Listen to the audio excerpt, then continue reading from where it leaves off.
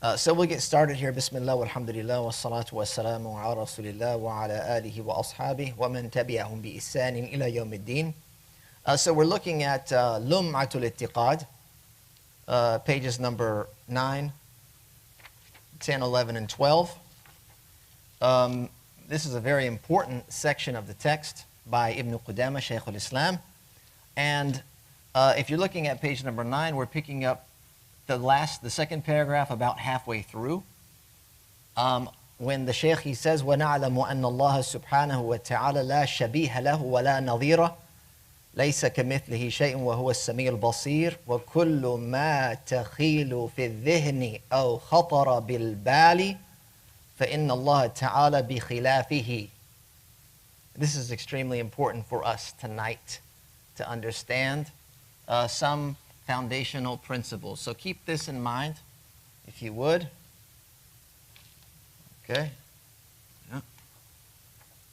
All right, so he says here, we know that Allah, the glorified and exalted, has neither likeness nor equal. He quotes a verse from the Quran, لَيْسَ كَمِثْلِهِ شَيْءٌ وَهُوَ السَّمِيعُ الْبَصِيرُ. None are to his likening, while he is as-Sami' al-Basir. Everything which is conjured in the mind or impressed upon the heart, Allah is unlike it. So whatever you think about Allah, when you hear the verses of attributes describing Allah, whatever you think that is like, it's not that. Because our minds are limited. Okay? Our minds are not the only faculties that are limited. We're limited in all of our faculties, an entire being. Our physical capacity is limited. We can only move a certain amount of weight. Our eyesight, we can only see a certain distance. The same with our hearing. We can only hear certain frequencies. Other frequencies we can't hear. Think of the dog whistle, for example. The eyes, even the types of light and colors that we can see is limited. And so like that, our minds are also limited to what we know of this world. Okay? So Allah subhanahu wa ta'ala is not of this world. He's the creator of this world. And so, as he says, لَيْسَ كَمِثْلِهِ شَيْءٌ, there's nothing like him. So whatever it is that we could think about, that's not befitting of Allah subhanahu wa ta'ala. So he goes on and he says, وَمِن ذَلِكَ قَوْلُهُ تَعَالَى الرَّحْمَنُ عَلَى الْعَرْشِ اسْتَوَى. And this includes his statement directly from the Quran, Ar-Rahman istawa, over the throne. I retained the Arabic terms there, which we're going to dive into. Ar-Rahman istawa ala al-arsh, over the throne. It says, over the throne here. So in the Quran, there are 7 verses that refer to the Istiwa. That's the same word of istawa. Istiwa of Allah. There's 7 verses. Surah Al-A'raf, verse number 54, we're going to look at. Yunus, verse number 3. Al-Ra'd, verse number 2. Taha, verse number 5. Al-Furqan, verse number 59. As-Sajda, verse number 4. And Al-Hadid, verse number 57. 7 verses that talk about this particular attribute of Istiwa. And there are typically 3 things to consider when it comes to these verses. The first is their wording. The second is what is implied by this expression, the expression of istiwa, which of course is the exclusive attribution of this quality of transcendence, meaning uluw. Uluw is what we would call transcendence, or we might say loftiness. And this is exclusive to Allah subhanahu wa ta'ala. And then another issue would be the resulting permissibility of asking the question, where is Allah? That it's permissible to ask that question. And we're going to look at each of those things in brief now. So according to Ahl Sunnah, it's obligatory for mankind to have faith, iman, in the istiwa. That's the first thing, to have faith in al-istiwa. It's revealed in the Quran, 7 places. Okay? And then to consign the knowledge of its meaning to Allah Azza wa Jal. We believe in it, and then we leave the meaning of it to Allah subhanahu wa ta'ala. Imam Ahmad radiallahu anhu was asked about his statement, Ar-Rahman al-Arsh istawa. This is Surah Taha. This is chapter 20, verse number 5. And he said, it is just as, meaning this Imam Ahmad said, it is just as he informed, meaning how Allah subhanahu wa ta'ala revealed it, and not as it comes into man's mind. It's what we understand of Istiwa. Now, what we understand of Istiwa linguistically means to settle on something or to settle above something. And we'll see an example of that in the Quran shortly. So that's not what Imam Ahmad is saying. It's not that. What we know of in our mind, it's not that.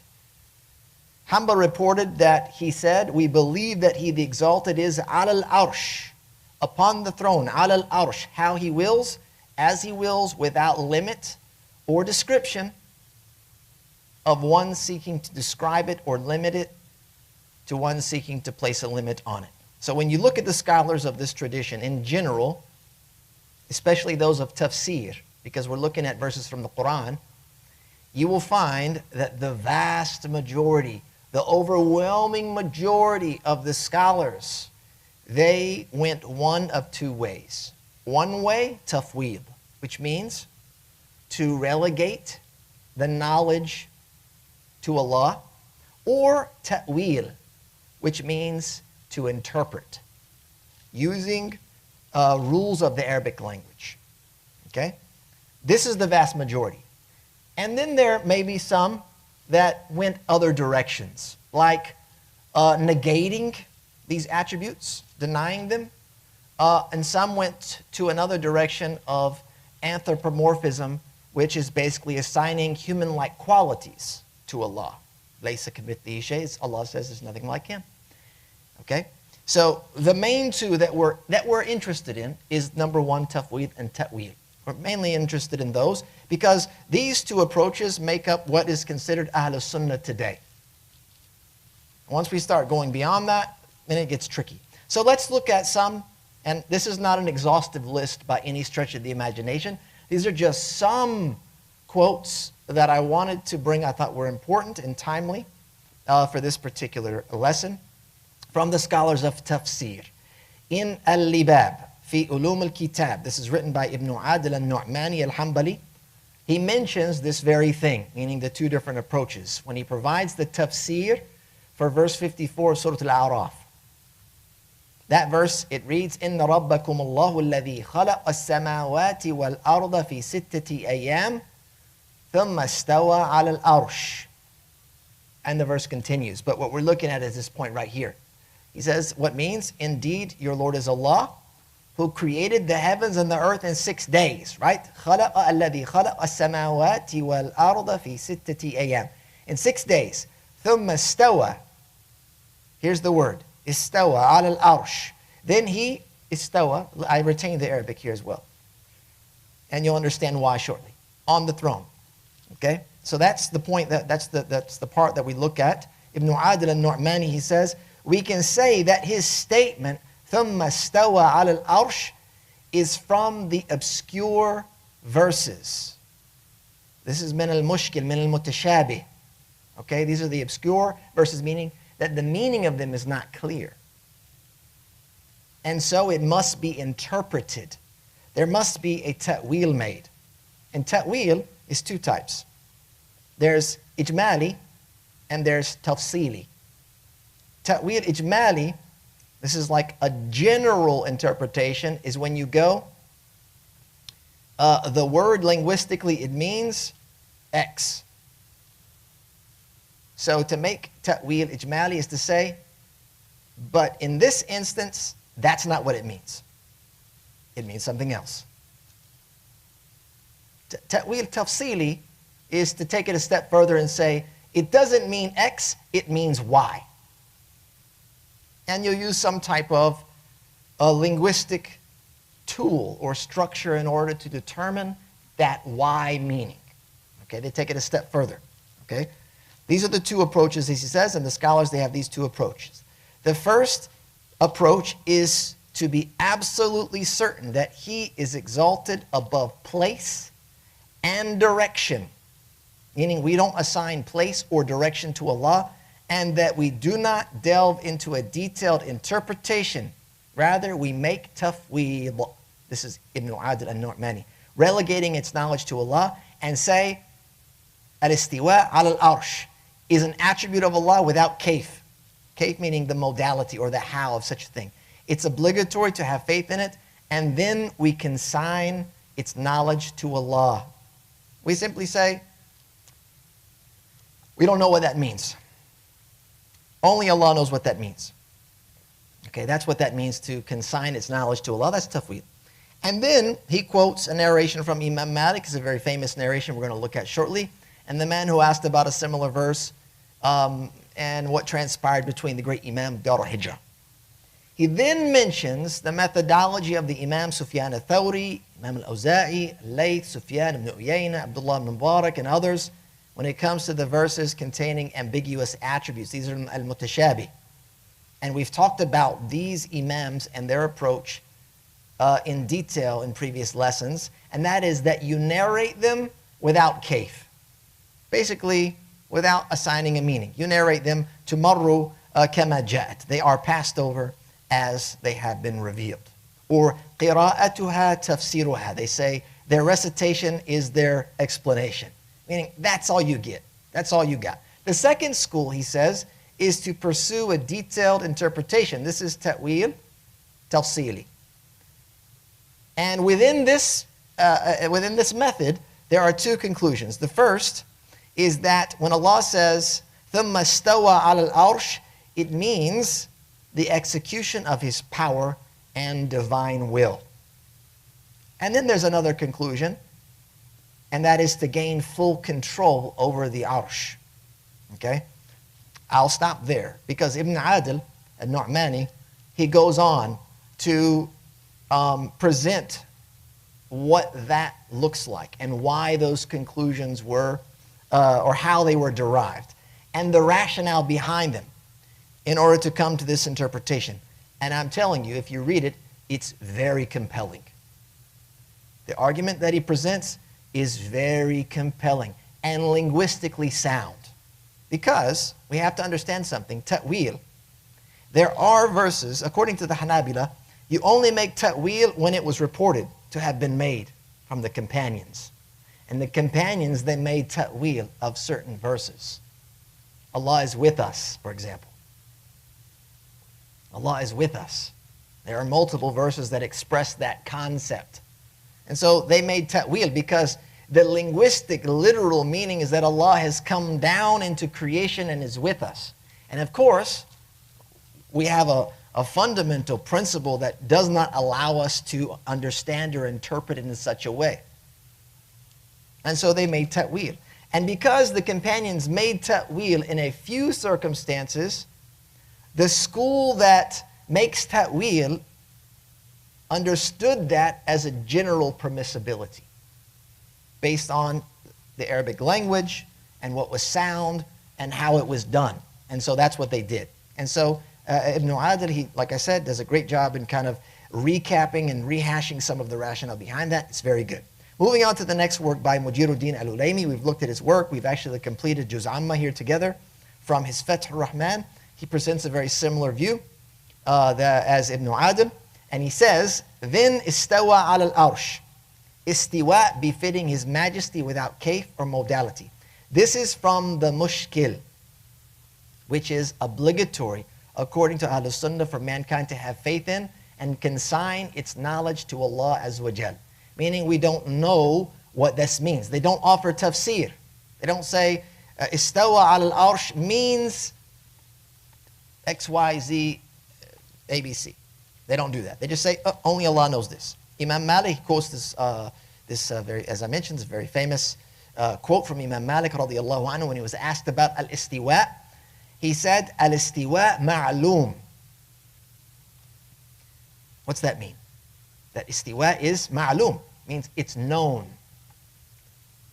Mujiruddin, he says, meaning fil lugha. It's known fil lugha. and the kayf modality is unknown. So he's already said for mankind to have faith in it and consign its knowledge to Allah. And here, what he's understood from the great imams of the Hanabila and others, they say, al-istiwa ma'lum, it doesn't mean, it's ma'lum binisbati al-istiwa lillah. We don't know the istiwa of Allah, but it means we know either one. There's two different ways they interpret this, meaning it's known linguistically. They understand the meaning of it linguistically. The kayf and modality of it is unknown when it comes to Allah subhanahu wa ta'ala. He says, al-imanu bihi wajib. Faith in it is obligatory, and asking about it is an innovation. Then he quotes Imam Ahmad radiallahu anhu, was asked about his statement, Ar-Rahman al-Arsh istawa, and said, as I mentioned before, it's just as he informed and not as it comes into man's mind. So that's Mujiruddin. The last one, in Rumuz al-Kunuz, Imam al-Ras'ani, great Imam of Tafsir. This particular work, Rumuz al-Kunuz, is tremendous.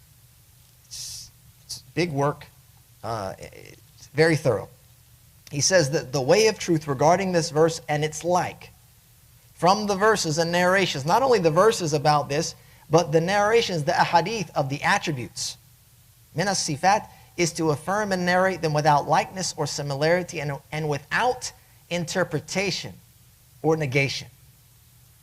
And then Imam al-Ras'ani, and for the sake of time I'm not going to go any further, he exerts a great deal of effort detailing this issue. And he looks at it from various different angles, and he goes on to say that whoever wishes to see my evidence, then you need to do nothing more than look into the book which was authored by his teacher Ibn Qudama. Imam al-Ras'ani was a student of Ibn Qudama, and that's the text that we're looking at right now. It's important to note, as a kind of summary of all that, that the great imams of tafsir, they knew the linguistic meaning of al-istiwa, and they would explain it as such when appropriate. And we can see that in one example I'll give you, and there's more than one in the Quran, verse number 45 of Surah Hud, chapter 11. And this is in reference to the ark of Nuh, Safinat Nuh alayhi salam. When Allah says, what means opening? And it was said, remember the flood, okay? It was said, O earth, swallow your water. O sky, withhold your rain. And the water subsided. After the flood came, then Allah subhanahu wa ta'ala ordered that the water recede. وَقُضِيَ الْأَمْرُ وَاسْتَوَتْ عَلَى الْجُودِ. He says, and the matter was accomplished, meaning that flood did what it had to do. It wiped out who it needed to wipe out. And then wastawat, listen to the word istawa, wastawat, it's ta'nith on the end there, safina, okay? And it, the ship, came to rest, istawat, on the mountain al-Judi. That's the name of the mountain, by the way, that the ark of Nuh alayhi salam settled upon after the flood. And it was said, away with the wrongdoing people. Again, Surah Hud, verse number 44. For this verse, they applied the linguistic meaning, istaqarra, ala, okay? Meaning to settle upon. But that's not what they said about the verses pertaining to Allah and the throne. Not once out of all those 7 verses do you find these great imams saying something of that nature, that Allah settled or sat upon or touched or controlled or whatever. That was not said by them. So while the word istiwa is unknown to us as it applies to Allah subhanahu wa ta'ala, the general meaning, and this is important, because someone might say, well, if you say you don't know the meaning, then what's the point? I mean, we can grasp a general meaning within the context of the verse, and that can be utilized to indicate His divine uluw, which is loftiness, translated in that way. And that's where we pick up here when Ibn Qudama, he says, وَقَوْلُهُ تَعَالَى أَمِنْتُم مَّن فِي السَّمَاءِ.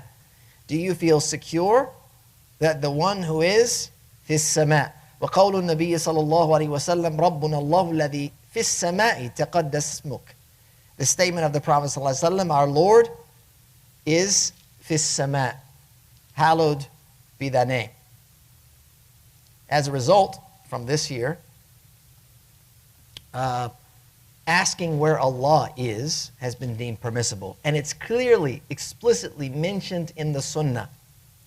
And that's what's next. He says, وَقَالَ لِلْجَارِيَةِ أَيْنَ اللَّهِ قالت في السماء قال أعتقها فإنها مؤمنة رواه مسلم ومالك بن أنس وغيرهما من الأئمة. So this part here he says, and he said to the female bondservant, the Prophet ﷺ, where is Allah? And she said, في السماء. Literally, في السماء means what? In the sky. Or in the heavens, which is the sky. And so he said, أعتقها فإنها مؤمنة.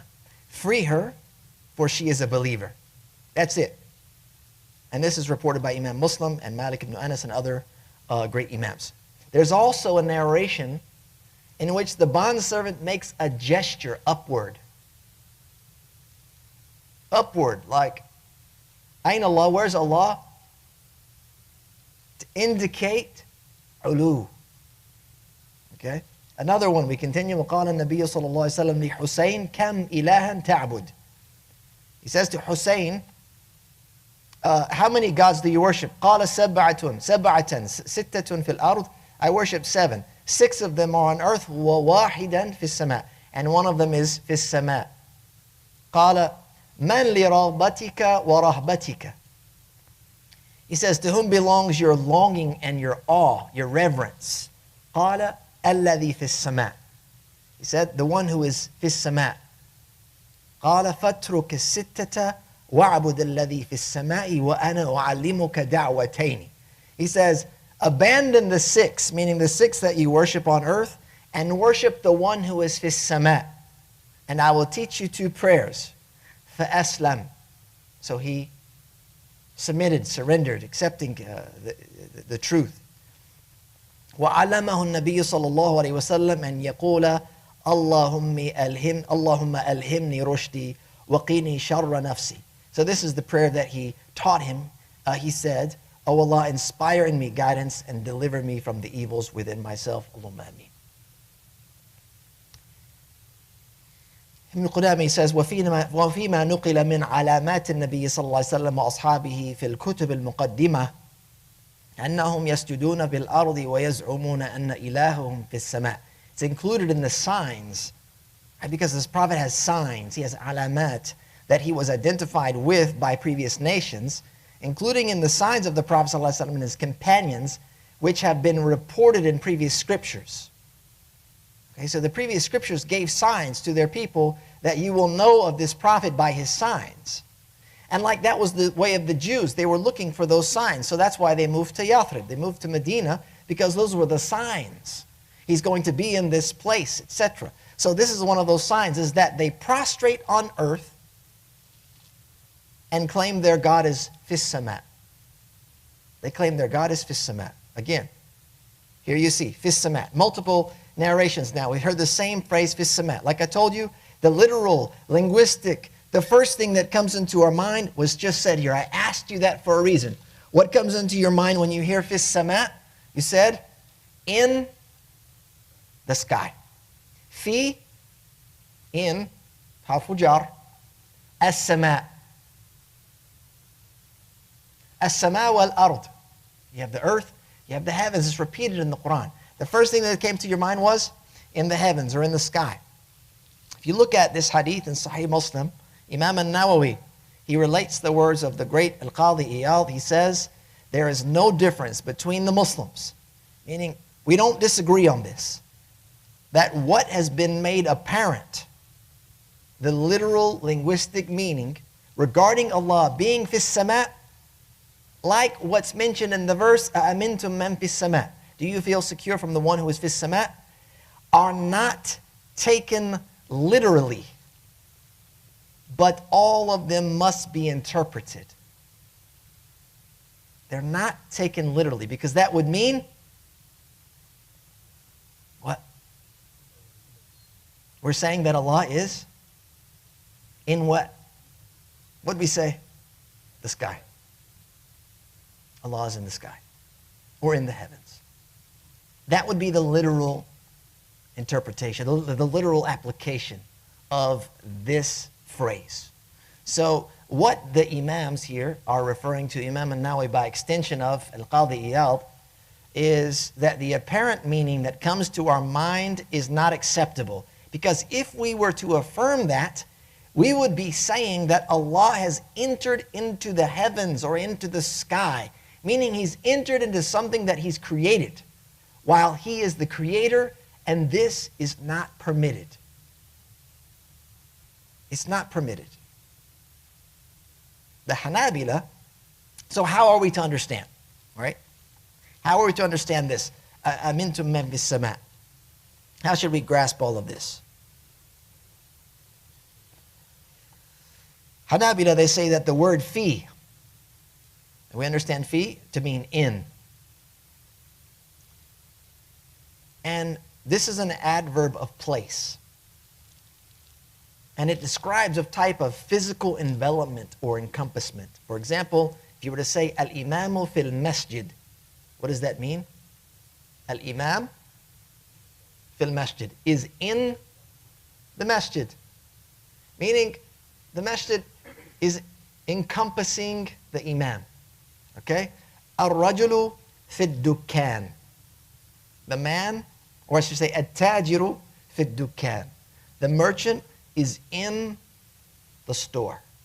Meaning the store, he's encompassed by the store. He's enveloped by it. Okay? So if we were to take the word fi as it is, with that in, the meaning of as-sama' is al-uluw. That's how the Hanabila, they approach these verses and narrations. Fis sama' means fil uluw. And the word fi is used in a more metaphorical meaning in this manner, and not as an encompassment of sorts. And that's also found in the Arabic language. If you were to say, for example, Zaydun lahu yadun fil amr. What's that mean? Zaydun, Zayd is the guy's name, lahu yadun fil amr. He's involved, implicated in, and al-amr, the issue. Okay? Linguistically translated, it means Zayd has a hand in the matter. And we even use that expression in English. He has a hand in the matter. But what it means is he has something to do with it, or he's implicated in it, or he has khibra in it, perhaps. Does that mean he has a hand like really in the thing? Encompassed by the thing? No, it's used in a more metaphorical way. It's a less tangible application. So when we say fis sama' and we mean al-uluw, we use fi in a similar way. Fis sama', Allah subhanahu wa ta'ala is fil uluw. He's not encompassed by it, but that's how he's described. Because Allah subhanahu wa ta'ala cannot be encompassed. Think about this. Allah says, يَعْلَمُ مَا بَيْنَ أَيْدِيهِمْ وَمَا خَلْفَهُمْ وَلَا يُحِيطُونَ بِهِ عِلْمًا. Surah Taha, verse number 110. He fully knows what is ahead of them and what is behind them, meaning Allah knows what is ahead of them, mankind, and behind them, but they cannot encompass Him. وَلَا يُحِيطُونَ بِهِ. They do not encompass Him, Allah, ilman, in their knowledge. Meaning, they can't encompass Him, understand, fully grasp Allah subhanahu wa ta'ala's reality and His essence. So if we cannot encompass Him in knowledge, it's much easier to understand that He cannot be physically encompassed or encircled or enveloped by anything. The other method, okay, is, or it has to do with the word fi and its interchangeability with the meaning of ala. This is permitted by some of the scholars in the Arabic language, that you can use fi to mean ala. And so, in this meaning, if we apply it, when you say fis sama, it means ala sama. And that's inclusive of everything, including the arsh. Meaning Allah subhanahu wa ta'ala is beyond as-sama. Beyond that.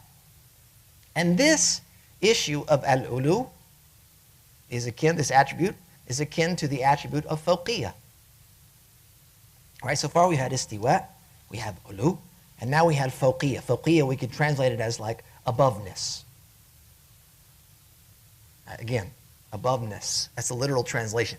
So Imam Qudami says, وروى أبو داود في سننه أن النبي صلى الله عليه وسلم قال إنما بين سماء إلى سماء مسيرة كذا وكذا. وذكر الخبر إلى قوله وفوق ذلك العرش والله سبحانه فوق ذلك. It's reported in Sunnah Abi Dawud, this is narrated from the Prophet ﷺ, that between one heaven and the next is such and such distance. The Prophet ﷺ described.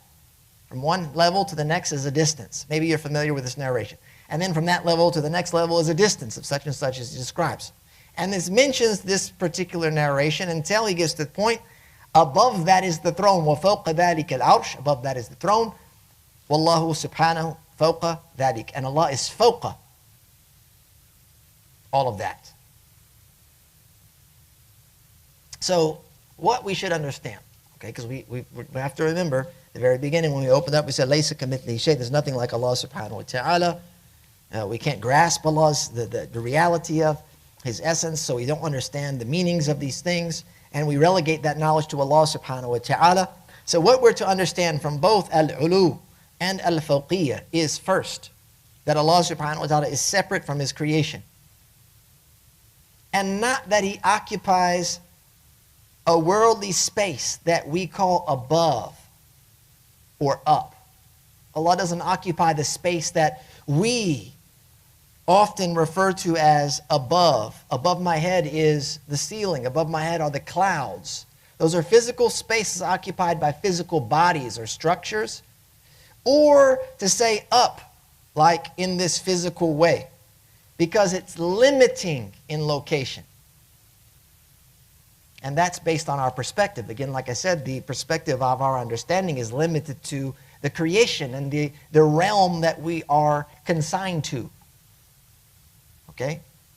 But we have to understand, and we often use the terms fawqa and ala to refer to something beyond creation, as we would use the opposite for below, like taht, beneath us. And then again, additionally, and in addition to this, in association with creation, Allah subhanahu wa ta'ala is described as being above, because that's the direction of praise. While all of creation is described as being under, which is the direction of dependence and humility. And so what's understood from these attributes is that Allah subhanahu wa ta'ala is beyond all creation, outside of its limits, and is in a manner which is befitting His majesty and praise. So, take a quick stop here, pit stop, pick up some nuggets, some gems, just to see, to support this, because I'm not getting this out of my own, as they say, minjabi. It's not coming out of my own, like just plucking it out of my pocket. Look at some of the great imams in Mukhtasar al-Mu'tamid by Al-Qadi. This is Qadi Abu Ya'la. He said it's not permissible to characterize Him, meaning Allah, as being in every place. Allah is not in every place. You hear that sometimes. Allah is everywhere. You have to add a caveat to that, which is in His knowledge. You could say that. Allah is everywhere in His knowledge. But you can't say Allah is everywhere. Or to assign Allah to a single space or a single place. Though it is permissible, he says, to say, Huwa fis sama' ala al-arsh. He is fis sama' ala al-arsh. Leave it like that. It's permissible to say that. Why? It's in the Quran like that. Okay? If you look at Qala'id al-Aqyan, and we had a study of this text from the beginning to the end, which is a summary of Nihayat al-Mubtadi'een. So Qala'id al-Aqyan is by Ibn Balban, Nihayat al-Mubtadi'een by Ibn Hamdan. So Ibn Balban is going to say something which essentially representing what Ibn Hamdan concluded. Ibn Hamdan's book, by the way, Nihayat al-Mubtadi'een, represents the doctrine of Imam Ahmad. That's it. Okay? That's it. It's like the reference. It's like the golden standard. Then Ibn Balbani came and summarized that so that it could be in the form of a teaching manual that's accessible to the masses, I guess, if you will. He says, whoever believes or says that Allah himself is everywhere or in a single space is a disbeliever. It's obligatory to believe that He, the glorified, exalted, is separate from His creation. Allah, the exalted, existed before space. Listen to this carefully, because we're going to come back to this. And it's all going to just go whoosh, and it's going to come and it's just going to all fit together. Allah the Exalted existed before space and then created space while existing before its creation. Another book, Al-Ayn wal-Athar, Al-Baqi, Abdul Baqi, he says, whoever believes that Allah by way of His divine that is everywhere has disbelieved. It is a must to believe that He is separate from His creation. He was when there was no space, and then created space. And He was as He was before the creation of space. Allah subhanahu wa ta'ala was not changed in any way by this. In Najat al-Khalaf, this is Uthman al-Najdi. He said, whoever believes that Allah by way of His divine that is everywhere has disbelieved. It is a must. That's why this statement is so dangerous, to say Allah is everywhere. Okay? Allah is everywhere. They say this is kufr. It's disbelief. Okay? It's a must to believe that He is separate from His creation. He was when there was no space, and then He created space, and He was as He was before the creation of space. Do you see? It's all the same. They're just relating the same doctrine of their iman. And you'll find similar statements in the relied upon works of the Hanabila. This is just a very short list, not exhaustive at all. After that, Ibn Qudami, he says, فَهَذَا وَمَا أَشْبَهَهُ here. Okay, if you're reading along. مِمَّا أَجْمَعَ السَّلَفُ رَحِمَهُمُ اللَّهُ عَلَى نَقْلِهِ وَقَبُولِهِ وَلَمْ يَتَعَرَّضُوا لِرَدِّهِ وَلَا تَأْوِيلِهِ وَلَا تَشْبِيهِهِ وَلَا تَمْثِيلِهِ. He says, these reports, along with everything else of a similar nature, the reports of Allah's attributes, is what we're talking about.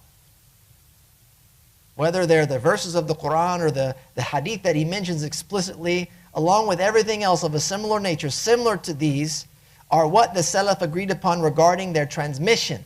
Meaning, these narrations are accepted. These aren't like hadith that are rejected. And they accepted them. They did not seek to refute them, interpret them, compare them to make tashbih, compare them to Allah's creation, or draw a similitude to them, meaning that Allah is like this and Allah is like that. Su'ila al-Imam Malik ibn Anas. We go back to this very famous statement from Imam Malik because we're going to dissect this just a little bit to understand it more. It's a very, very important, nuanced point here that I want you to remember. Malik ibn Anas rahimahullah ta'ala, فَقِيلَ يَا أَبَا عَبْدِ اللَّهِ الرَّحْمَنُ عَلَى الْأَرْشِ اسْتَوَى. Right, Imam Malik was asked, "Oh, Abu Abdullah," then the verse is recited, Ar-Rahman al-Arsh istawa. Kayfa istawa? He says, how was this istawa? How is this istawa, this istiwa? فَقَالَ al-istiwa'u غَيْرُ مَجْهُولٍ. There's multiple narrations of this. Al-istiwa'u ma'lum. There's multiple narrations. Al-istiwa', this one is quoted by Ibn Qudama, al-istiwa'u غَيْرُ مَجْهُولٍ. Perhaps he thought that this one was more authentic. Al-istiwa'u غَيْرُ مَجْهُولٍ. That istiwa is not unknown. وَالْكَيْفُ غَيْرُ مَعْقُولٍ. And the kayf is not comprehensible. وَالْإِيمَانُ بِهِ وَاجِبٌ. Having faith in it is an obligation. وَالسُّؤَالُ عَنْهُ بِدْعَةٌ. Asking about it is an innovation. ثُمَّ أَمَرَ بِالرَّجُلِ فَأُخْرِجْ. So then that man was ordered to be expelled. He told him to get out of the circle for asking such a question. Now let's look at this important this exchange here between the great Imam Malik. Remember, Imam Malik is there in Medina. He's there in the city of the Prophet ﷺ. That's where he gathered his knowledge while he was there in the Prophet's city. Right? So Some say, you know, people of Medina, they have a certain status because they maintained the tradition of the Prophet ﷺ. All right, go back to Ibn Qudam in another book, Dhamm al-Ta'wil. Explains what is meant in this narration, saying that al-istiwa is not unknown.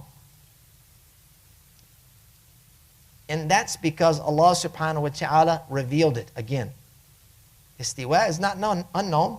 Allah revealed it, so we know about istiwa. His revelation being certain truth for which no doubt in, and skepticism of is, for which having doubt in or skepticism of is impermissible. You're not permitted to doubt or have skepticism regarding Allah's revelation, the Quran. You can't doubt a single letter of it. Its existence, he says, is therefore not unknown. Or as some narrations have stated, al-istiwa is known, al-istiwa ma'lum. Meaning its existence is known as a revealed attribute, not the meaning here. He's saying it's known because it's revealed. It's known as an attribute. This is what Allah revealed. Shaykh al-Islam ibn Qudamah, he goes on asserting basically in this, that when those who uttered this phrase said what they said about al-istiwa ghayr majhur or al-istiwa ma'lum, their intention was not the meaning of istiwa as it applies to Allah, but the existence of istiwa as one of his divine attributes. And this is supported by a foundational principle that's adopted by the early generations, which is mentioned prior to this by Ibn Qudamah in this very book, Dhamm al-Ta'wil. He narrates this and he says, the way of the Salaf. Salaf means the predecessors, those that came from the early generations. Many of us may be familiar with this term Salafi as a movement that's taken, that's become popularized. It's become popularized today. Salafi. I'm Salafi. Are you Salafi? He's not Salafi. She's not Salafi. Everybody's Salafi. We got a Salafi this, Salafi Ramadan, Salafi Eid. We want a Salafi thobe. I want a Salafi beard. I want to. This is very become popularized. Okay, but Salaf here is talking about the early generations, meaning the time of the companions with Tabi'een, Atba'u Tabi'een. That's the Salaf. He says, the way of the Salaf, when it comes to what has been revealed in the Book of Allah or narrated with authentic chains of transmission regarding the attributes, is to affirm them and take them upon their zahir. Remember this word, please, which is like apparentness, while negating kayfiyah. This is because discourse, this is the principle, regarding the divine attributes, talking about the sifat, is a sub-discourse regarding the divine that. Al-kalamu fi sifat far'un an al-kalam fi that. That's the principle. So if you're going to talk about Allah's attributes, it's reliant upon you talking about Allah's that. And no one can talk about Allah's that. That is translated as being. Allah's essence, Him, Allah. No one knows that. So, down the direct link to that is His sifat. Affirming the divine that is affirming its existence, not affirming a kayfiyah. So when we affirm Allah's that, we're affirming Allah's existence, not a definition of what that is. And so as a result, affirming the divine attributes is done in the same manner. We affirm their existence and not their definition. This is how the Salaf carried on in this manner. End quote of Ibn Qudamah.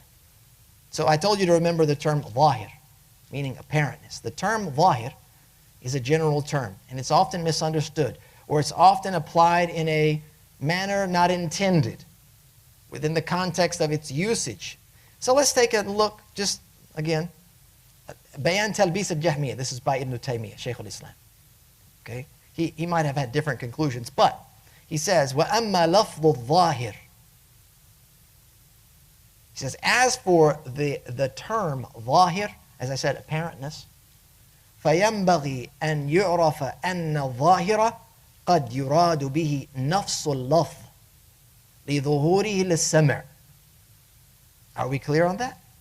What did that say? Did you get that? Listen. أما اللفظ الظاهر فينبغي أن يعرف أن الظاهر قد يراد به نفس اللفظ لظهوره للسمع. Meaning the term ظاهر can have multiple meanings, right? It might refer to the word itself.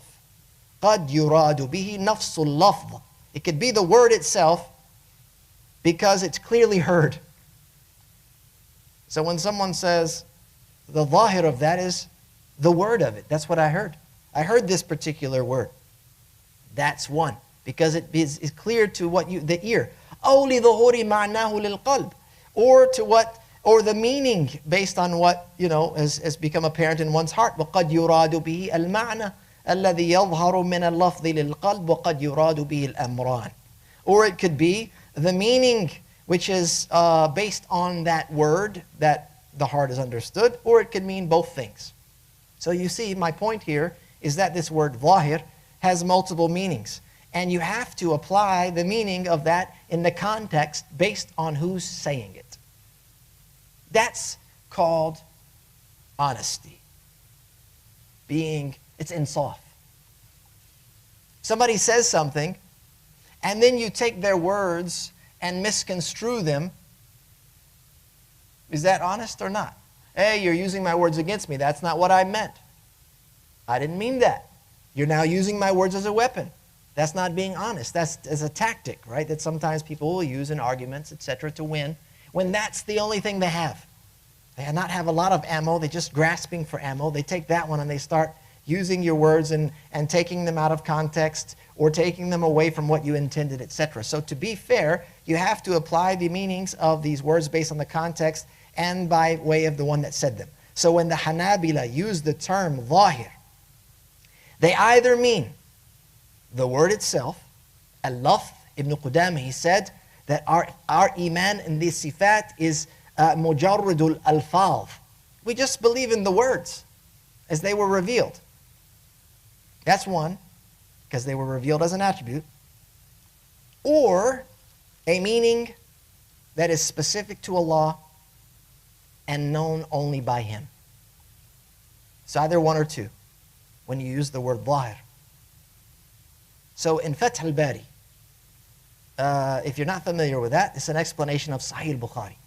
And this is from Ibn Rajab. Ibn Rajab, he began explaining Sahih al-Bukhari. And then Ibn Hajar al-Asqalani, he has Fath al-Bari as well. He's the one that authored most of it. Ibn Rajab emphasized this point, narrating from Al-Khattabi and Al-A'lam.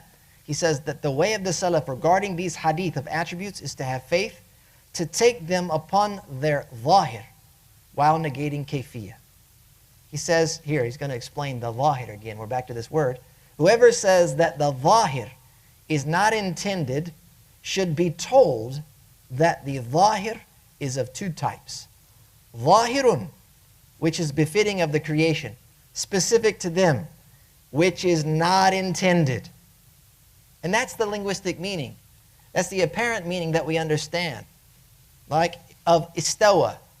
The ظاهر means to settle upon. If we said istawat, ثم استوت على, then we said istawat على الجودي. Right? It settled upon Judi, the mountain. The linguistic ظاهر there in this context, because you're talking about a ship, you're talking about a mountain.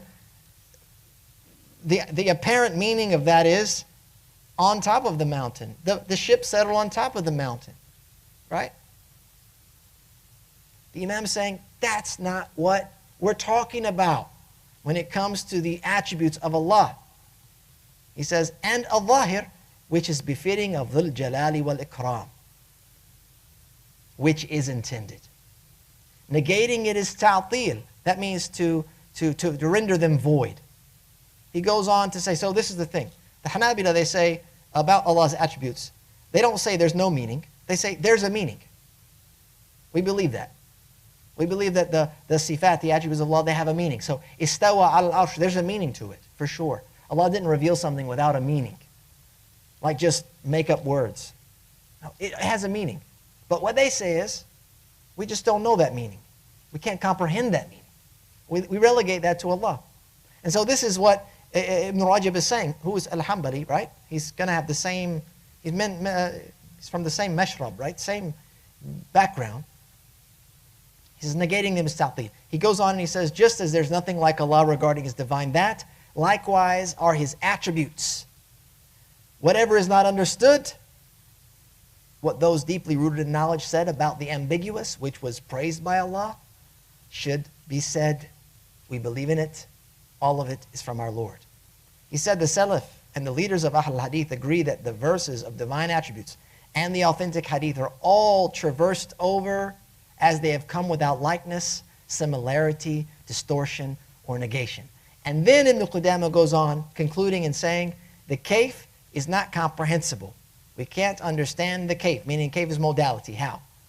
And they did so, this is important here, they did so because al-kayfiyya taba'un lil-mahiyya. The kayfiyya, the modality, the how of something, is dependent on the essence of the thing. To understand, to be able to divine something, you have to understand and know its essence. And because we don't know al-mahiyya, the kayfiyya, of course, is not comprehensible. He says it's not possible to understand. And I give you another example of this, a very important quote from Al-Idah, from Ibn Az-Zaghuni. It's another book of the madhab. He expounds on this statement. He says, Al-Muradu bi qawliha al-istiwa ma'lum. What's intended by her statement? Her statement here is Salama, who's the person that actually said al-istiwa ma'lum, and then to the end of it.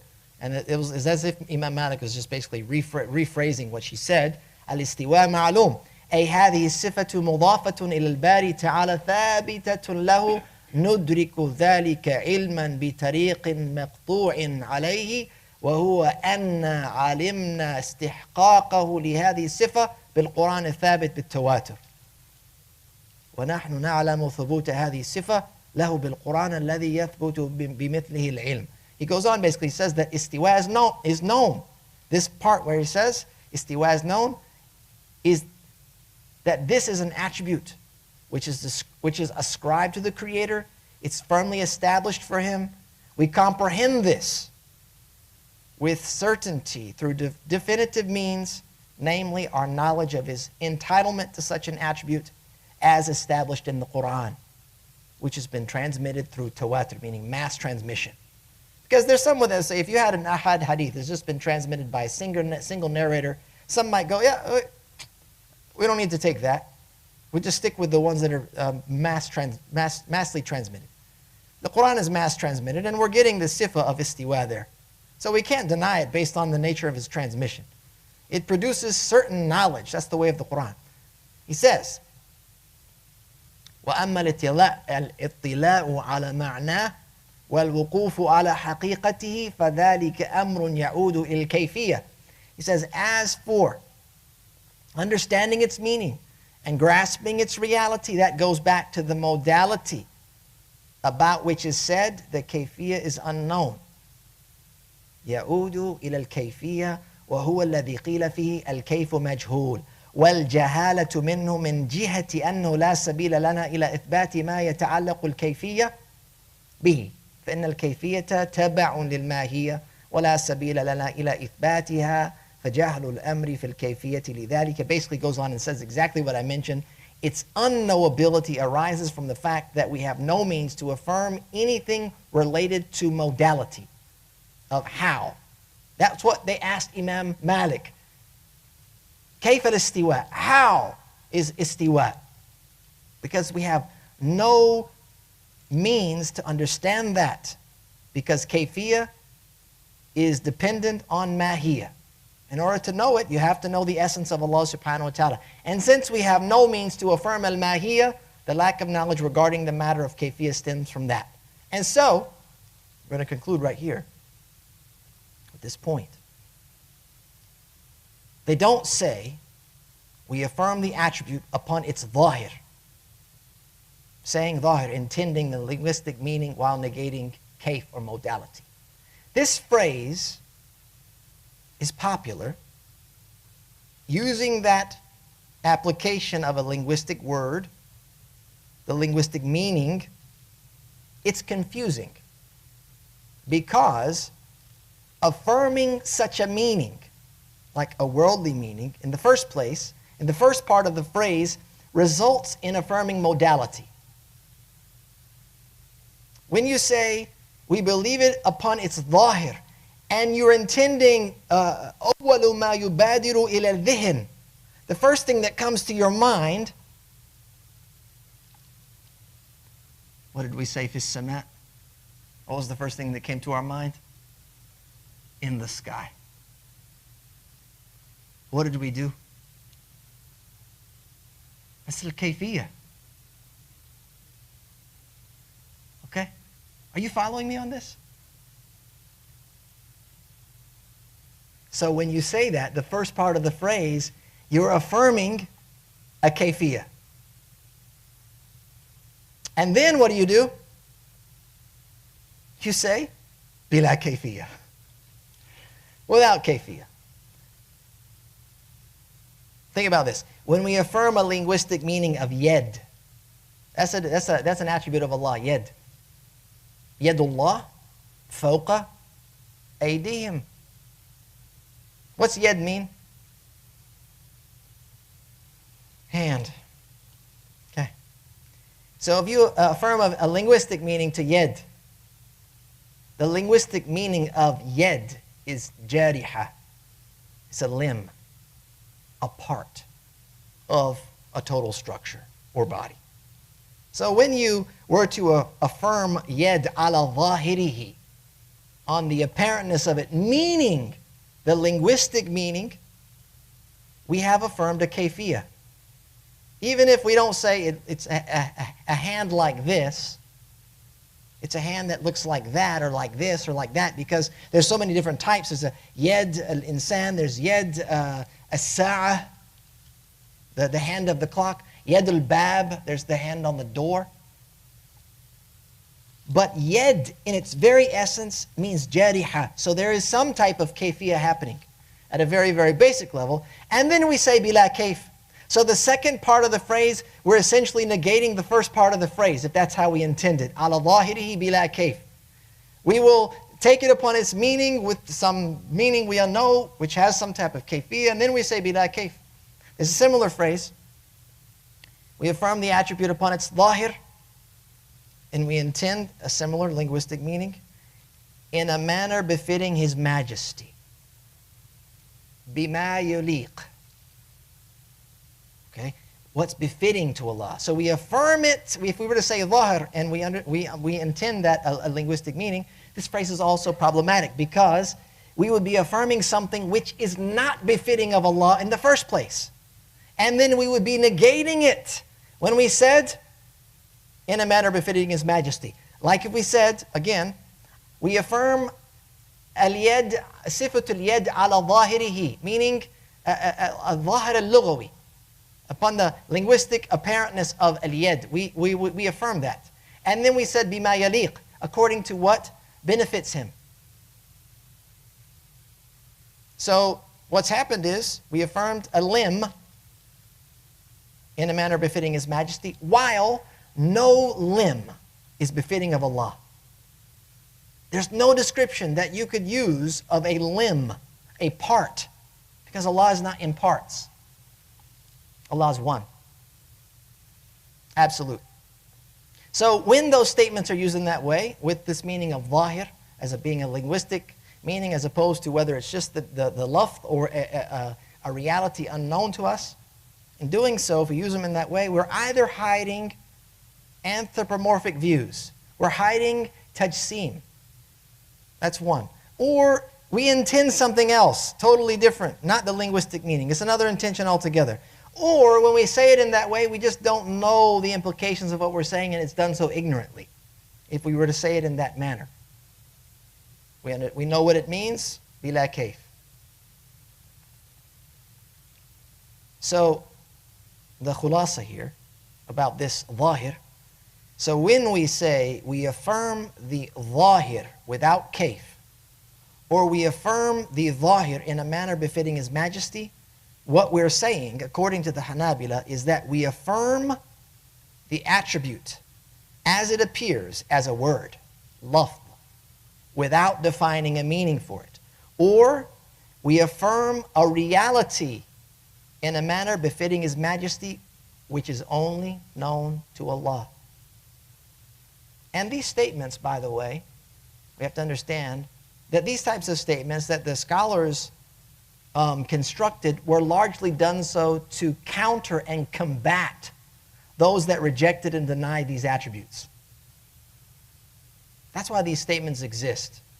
That they started having to delve into and create defense mechanisms to defend the Islamic belief from outside influence of philosophy, other religions, etc., as the Ummah began to expand and spread outside of the Arab land where they understood these things by way of convention, their language, etc. And then, based on the principles of the Quran, لَيْسَ كَمِثْلِهِ شَيْءٍ, they started having to build a defense, and so a lot of these things were done so in order to put up that shield. So, denying the attributes, of course, like why these statements were constructed, denying the Istiwa, for example, or Uluw, Fawqiyyah, this is kufr. Doing so is a rejection of Allah's revelation. Remember, we cannot deny a single letter which is agreed upon. Doing so would make us a disbeliever. And so imagine someone denying 7 verses about Istiwa. Not just one letter or one verse, but all 7 of them. And therefore, they said, faith in it is mandatory. Al-imanu bihi wajib.